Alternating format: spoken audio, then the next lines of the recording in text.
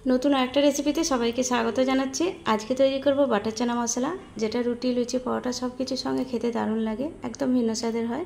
তো এই রেসিপির জন্য আমি 150 গ্রামের মতো কাবলি ছোলাকে আগের দিন রাতে ভিজিয়ে রেখেছিলাম। তারপর দিনে ছোলাগুলো খুব ভালোভাবে ভিজে গেছে। এরপর জল থেকে ছেঁকে তুলে ছোলাগুলোকে আমি সেদ্ধ করে নেব।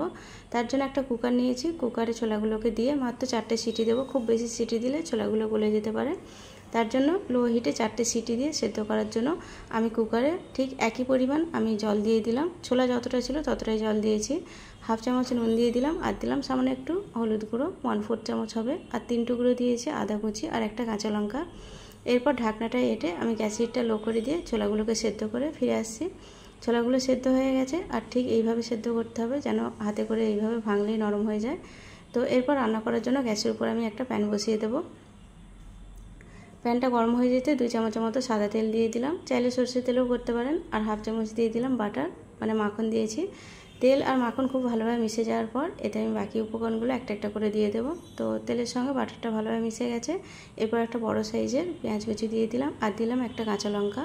আর গ্যাস হিটটা মিডিয়ামে রেখে পেঁয়াজ আর কাঁচা লঙ্কাটাকে হালকা একটু নরম করে নিতে হবে। খুব বেশি এখন ভাজবো না, কারণ এতে আমি গোটা জিরে দেবো। তো তার জন্য হালকা একটু নরম হয়ে এলে হাফ চামচের মতো গোটা জিরে এতে দিয়ে দেবো। তো চাইলে জিরেটা আগেও দিয়ে দিতে পারেন। আমি পেঁয়াজটা একটু নরম করে নেওয়ার পর জিরেটা দিচ্ছি, কারণ জিরেটা দেওয়ার পর পেঁয়াজটা আবারও একটু ভাজবো। তো প্রায় হাফ চামচের মতো গোটা জিরে দিয়ে দিলাম। জিরেটা একটু নেড়ে চেড়ে নিয়ে পেঁয়াজের সঙ্গে মিশিয়ে নিচ্ছি।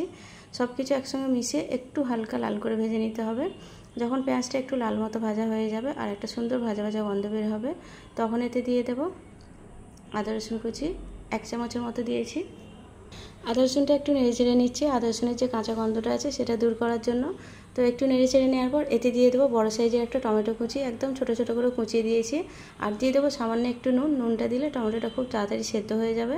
আর টমেটোর যেহেতু একটা কাঁচা গন্ধ থাকে সেটা দূর করার জন্য আবারও একটু কষিয়ে নিচ্ছি। তো একটু কষিয়ে নেওয়ার পর টমেটো যখন একটু গলা গলা মতো হয়ে যাবে আর তেল ছাড়তে শুরু করবে, তখন এতে দিয়ে দেবো 1/4 চামচের মতো হলুদ গুঁড়ো, আর দিয়ে দেবো 1/4 চামচের মতো গোলমরিচ গুঁড়ো। গোলমরিচের যেহেতু ঝাল থাকে তার জন্য অল্প দিয়েছি। আর দিয়ে দিলাম 1 চামচের মতো ধনে গুঁড়ো। এরপর সমস্ত মশলা কষিয়ে নিতে হবে, আর গ্যাসের হিটটা মিডিয়ামে রেখেই কাজটা করছি। সব কিছু কষিয়ে নেওয়ার পর যখন মশলা থেকে তেল ছাড়তে শুরু করবে, তখন সেদ্ধ করা কাবলি ছোলাগুলো এতে অ্যাড করে দিতে হবে। তো মশলা থেকে তেল ছাড়তে শুরু করে দিয়েছে। এরপর সেদ্ধ করা কাবলি ছোলাগুলো এতে দিয়ে দেবো। দিয়ে দেওয়ার পর মশলার সঙ্গে মিশিয়ে নিতে হবে। আরও বাকি উপকরণগুলো শেষে দেবো। এখন ছোলার সঙ্গে মশলাটা মিশিয়ে নেওয়ার পর সামান্য একটু জল দেবো। জল দিয়ে নেড়ে চেড়ে মিশিয়ে নিতে হবে। মিশিয়ে নেওয়ার পর যখন খুব ভালোভাবে মশলার সঙ্গে মিশে যাবে, তখন সেদ্ধ করার জন্য 3 কাপের মতো জল আবারও অ্যাড করব। জলটা দেওয়ার পর 2 মিনিটের জন্য এটাকে ফুটতে দেবো। আর 2 মিনিট পর আবার যে বাকি উপকরণগুলো আছে এতে একটা একটা করে অ্যাড করে দেবো।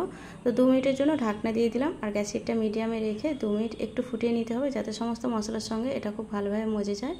তো 2 মিনিট পর ঢাকনাটা খুলে আমি এতে দিয়ে দেবো প্রায় 4 চামচের মতো টক দই। আর গ্যাস হিটটা এখন লো করে দিয়েছি। টক দইটা দেওয়ার পর আবারও মিশিয়ে নিচ্ছি ছোলার সঙ্গে। ভালোভাবে মিশিয়ে নেওয়ার পর এতে দিয়ে দেবো ঝালের জন্য 2টো কাঁচা লঙ্কাকে ছোটো ছোটো কুচিয়ে রেখেছি। সেটা আগে যেহেতু কাঁচা লঙ্কা দিয়েছি তার জন্য আবারও ছোটো ছোটো করে 2টো কাঁচা লঙ্কা দিলাম। ঝালটা অবশ্যই নিজেদের স্বাদ বুঝে দিতে হবে। আর 2 চামচের মতো ধনেপাতা কুচি দিয়ে সব কিছু মিশিয়ে নিচ্ছি। নুনটা চেক করে নিচ্ছি, নুনটা ঠিকঠাক আছে। এরপর ছোলাগুলোকে একটু গলিয়ে দেওয়ার জন্য একটা ছোটো চামচ নেব। চামচের সাহায্যে একটু গলা গলা করে দিতে হবে, যেহেতু এর যে ঝোলটা আছে ঝোলটা একটু মাখা মাখা হবে। আর এইভাবে একটু গলিয়ে দিলে এই কাবলি ছোলার রেসিপিটা খেতে বেশি ভালো লাগে, মানে রুটির সঙ্গে মেখে থাকে তার জন্য। তো চামচের সাহায্যে একটু চেপে চেপে দিচ্ছি, বেশ কয়েকটা গলিয়ে দিচ্ছি, সবগুলো গলাবো না। গলিয়ে দেওয়ার পর আবারও একটু জল দিয়ে একটু ফুটিয়ে নিতে হবে।